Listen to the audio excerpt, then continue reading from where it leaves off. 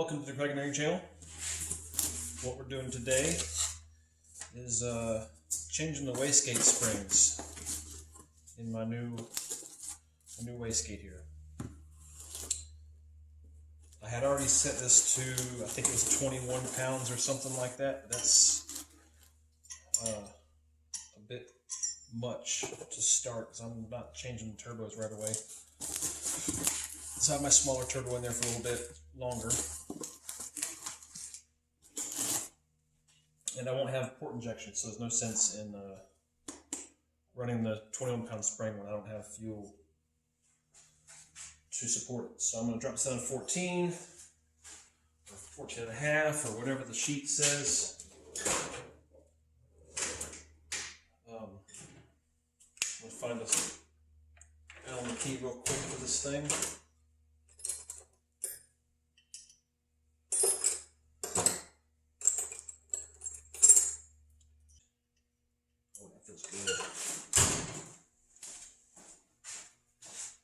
And I'm back. Okay. So I'm going to take out 3 of the 6 of these screws. That way it's still held on square. Now because the 21 pound springs are in there, it's got quite a bit of force to push these two halves apart. So that's why I'm at the vise, and it's just me. So I guess even with soft springs, it's still a nightmare to hold this thing together while we're also putting screws in. So I thought he had some soft jaws on here.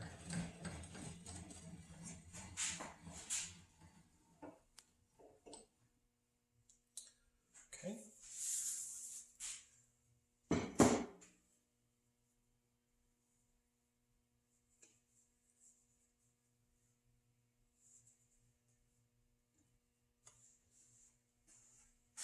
I suppose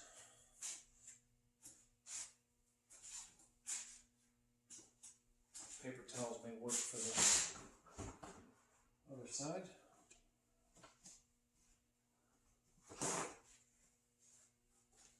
Why not? It's not terribly complicated. So what I'll do, see if I can do this right.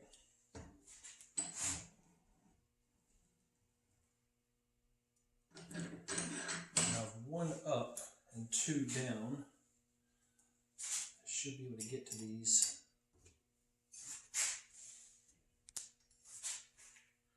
Probably could have broke these loose before I put it in the vise. That's a learn for next time moment.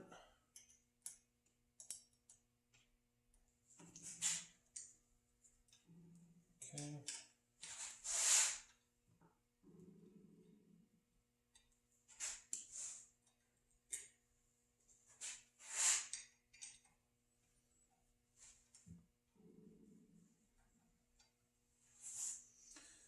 Should I be wearing safety glasses?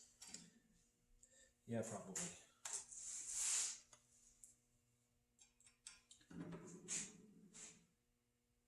Doesn't like that one. I'll sit a little bit too much.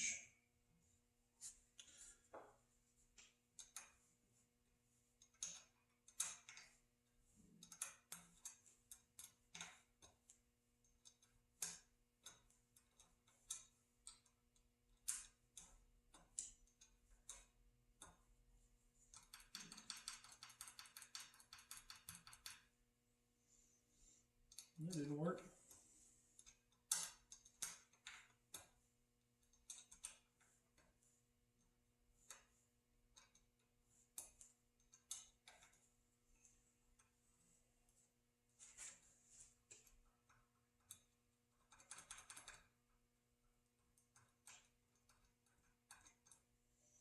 It's not working at all.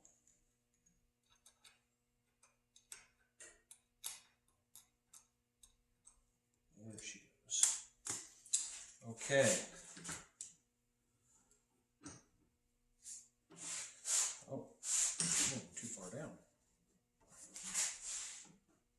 That's why it's getting all wonky.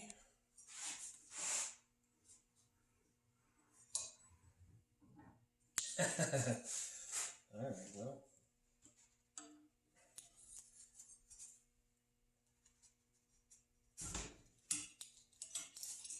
Alright. So to get 21 pounds, I pretty much had to put every heavy spring I could find in the kit. So we got the large plane, we'll call it extra large. We have the large black, medium red, and small yellow. That was for 21 pounds or something. Looks like I don't have the printout in here for what spring is what. So I need to pause my recording and look it up real quick. Okay, got all looked up. The plain black, red, and yellow is 1.4 bar, which is 20.5 pounds. As I stated before, it's a bit too much for current setup. This is going on a little bit earlier than I had originally planned. So to drop it down to 14.5, which is 1 bar, I need the black, red, and green. So I'll keep this black one, keep this red one, and put in the green. Okay.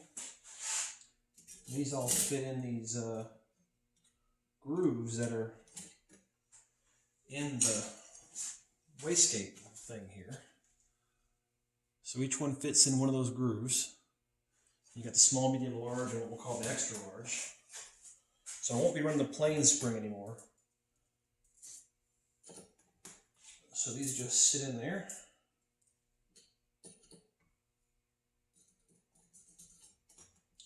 Might be OCD just a little bit, wanting to have the color facing up. There's only one edge is actually painted.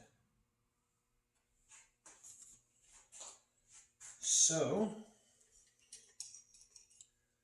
this just goes in here like so, and all that lines up with there. Now, important to note, I wasn't paying attention to how this came apart. I do not want debris in there.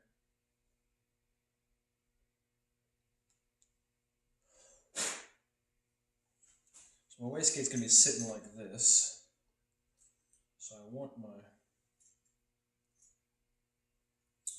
ports facing this way, so that should work.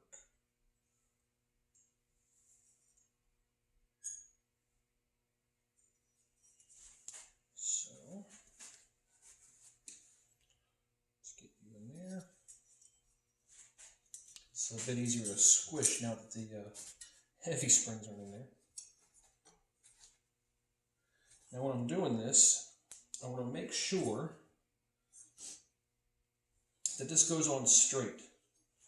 If it doesn't, you run into the problem of this diaphragm getting pinched. You definitely don't want that.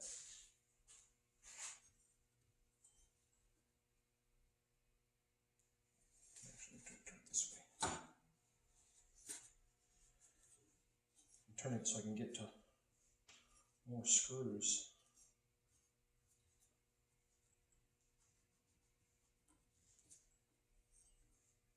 Before I had it shifted a little bit too far that way and I couldn't get to a couple of them. Alright, I want to say I think that green one's lined up.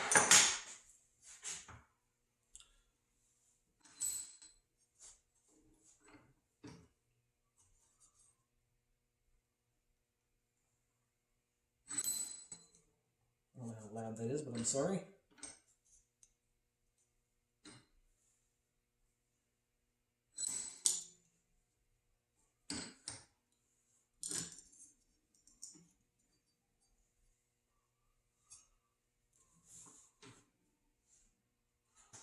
Okay. Now that that is together, put a couple screws in.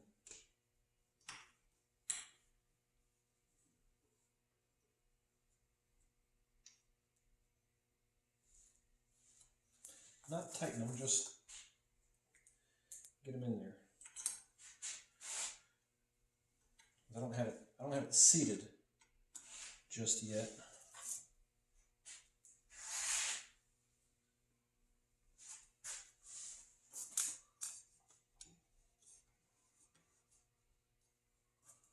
It spins fairly easily.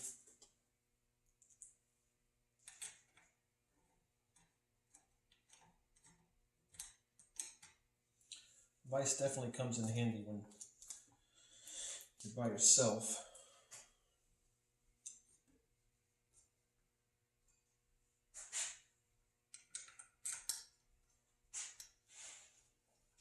That really wasn't so bad. So the way I have my car tuned right now,